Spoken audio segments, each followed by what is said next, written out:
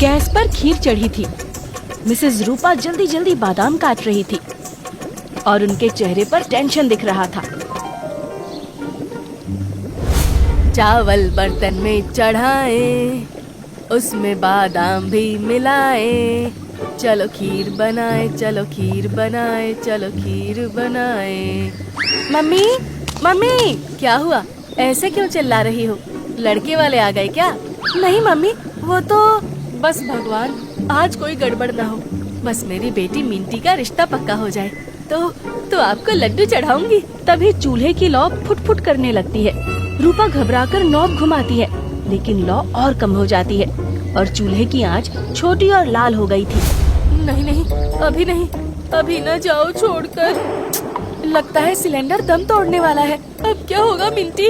अभी तो खाना बनाना भी बाकी है। मम्मी चिंता मत करिए, मैं वही बताने आई थी कि बाहर सिलेंडर की गाड़ी आई है।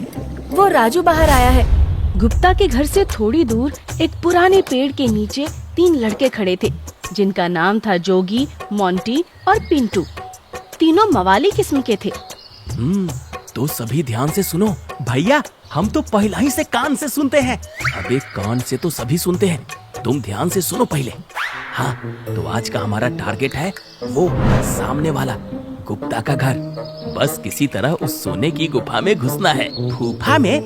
भैया हमारे फूफा तो नहीं है यहाँ पर। अरे कोई उसके कान में ढक्कन लगाओ। भैया इसको जाने दीजिए, हम आपकी बात समझ गए हैं। ई बार नंबर है उस घर का।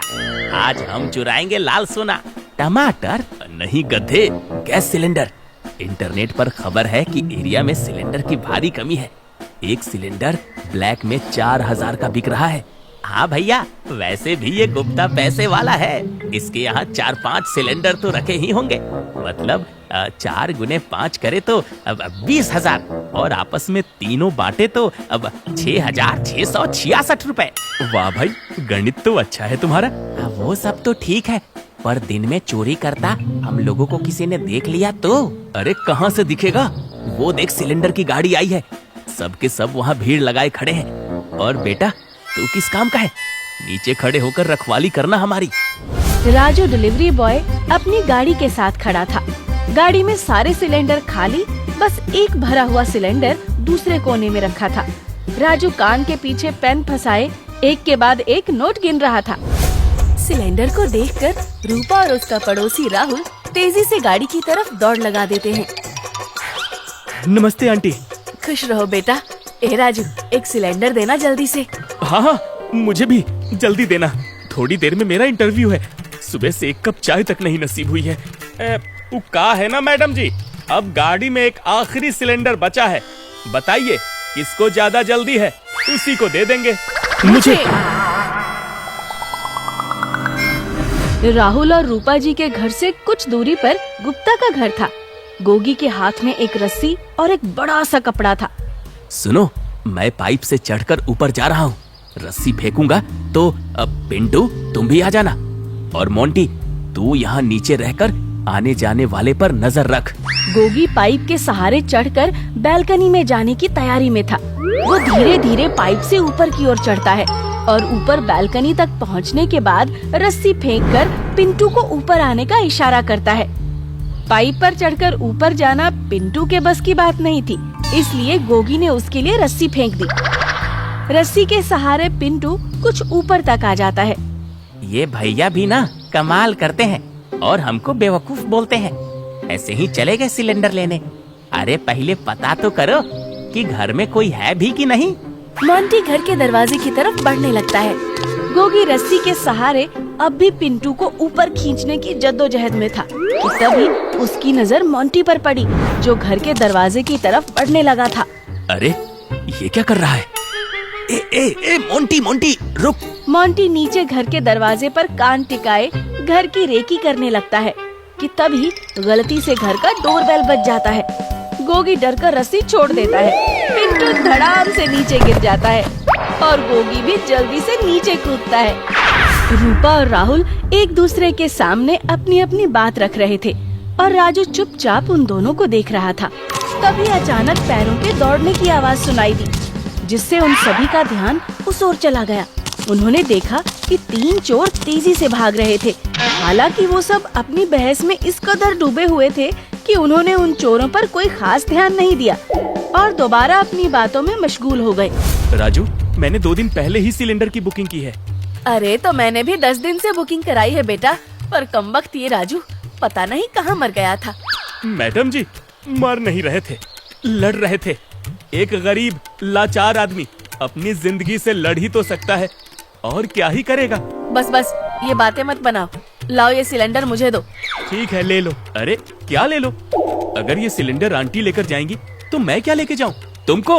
ए भैया, 2 वक्त की रोटी के लिए तो आप दोनों हमको जान से ही मारने पर लगे हैं।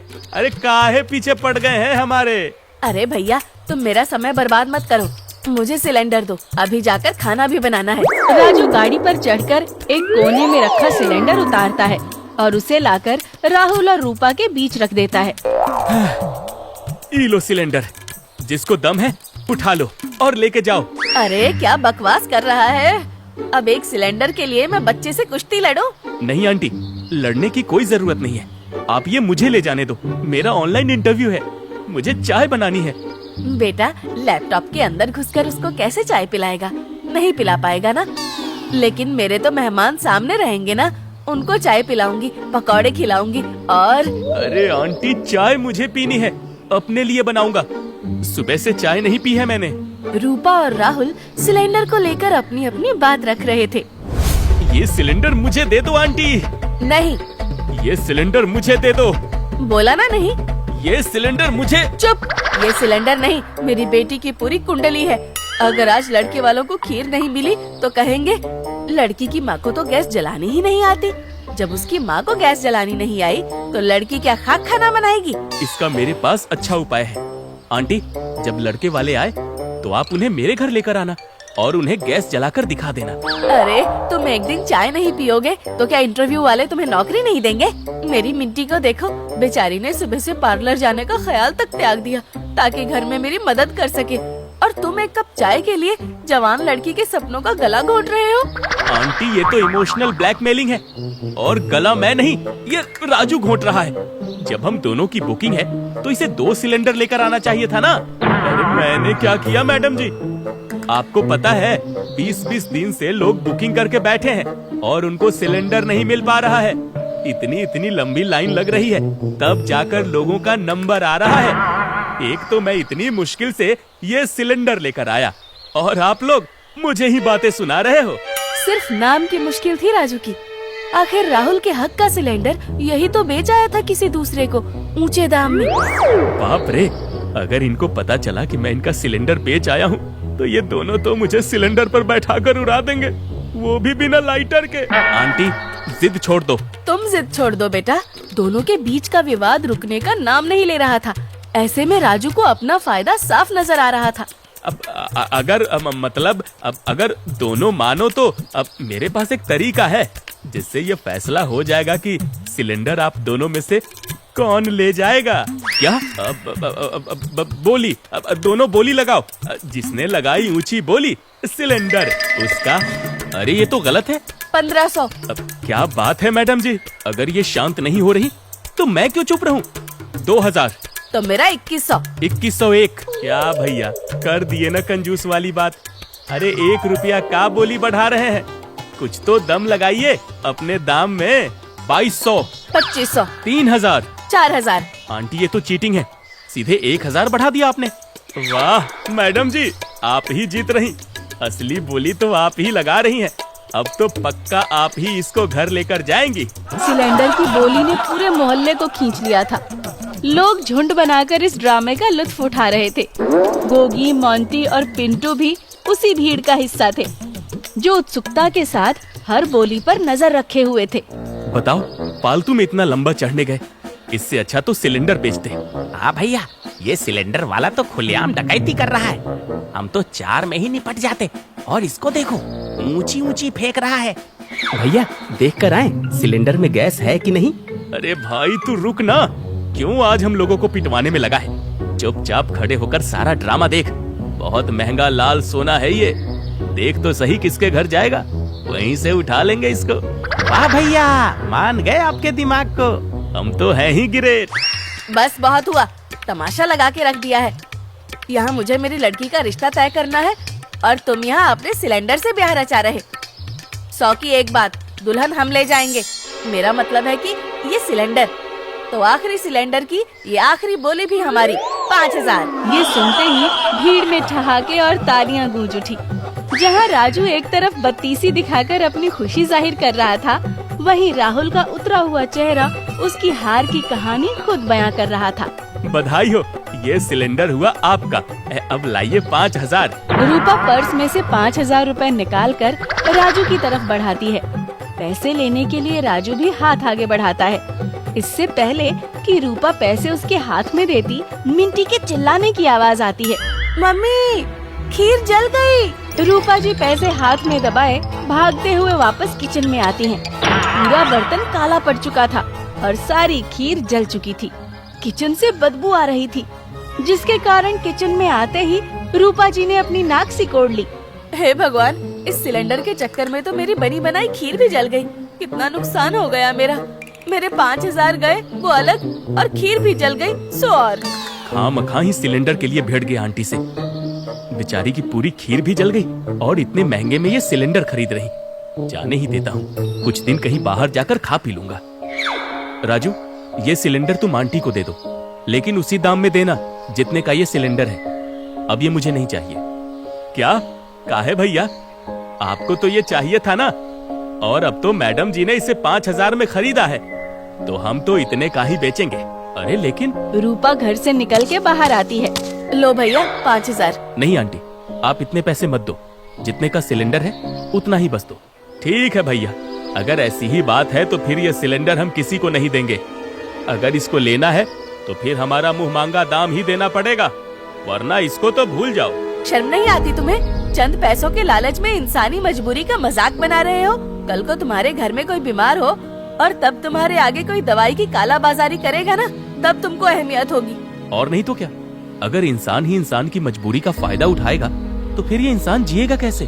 अगर सही दाम पर तुमने सिलेंडर नहीं दिया ना तो पुलिस में शिकायत लगा दूंगी, और फिर ये सिलेंडर लेकर जेल में बैठना और उधर ही बोली लगाना, एक डंडा 500 का। अब तक भीड़ और बढ़ चुकी थी। लोग धीमी आवाज में फुसफुसा रहे थे और राजू की हरकत सुन रहे थे। उनमें से एक ने कहा, अरे ये राजू तो हमेशा से ही ऐसा है। पिछली बार इसने मुझसे भी ज्यादा पैसा मांगने की कोशिश की थी। अच्छा हुआ आज पकड़ा गया। हाँ, 4 डंडे लगाओ इसको, सारी अकल ठिकाने आ जाएगी। तभी भीड़ से चीखते हुए मोंटी बोला, खबरदार, अगर किसी ने चोरी, कालाबाजारी या डकैती कुछ भी की तो मैं उसे पुलिस के हवाले कर दूंगा। ए, पागल है क्या? हम खुद भी तो चोर है ना। ना भैया, अब नहीं। अरे आप सब तो नाराज हो गए। अब मैं तो बस मजाक कर रहा था। ले जाइए। अब नहीं, आप मत ले जाइए।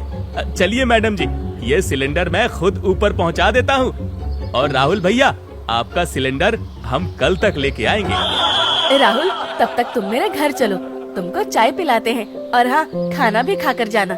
नहीं, इसकी जरूरत नहीं है। चलो ना बेटा, ये सिलेंडर के लिए तुमसे लड़कर मन भारी सा हो गया है। ठीक है। भगवान की कृपा से मेरी बेटी की शादी तय हो गई। लाखों में एक लड़का मिला है मेरी मिंटी को। और मेरी भी नौकरी पक्की हो गई आंटी जी।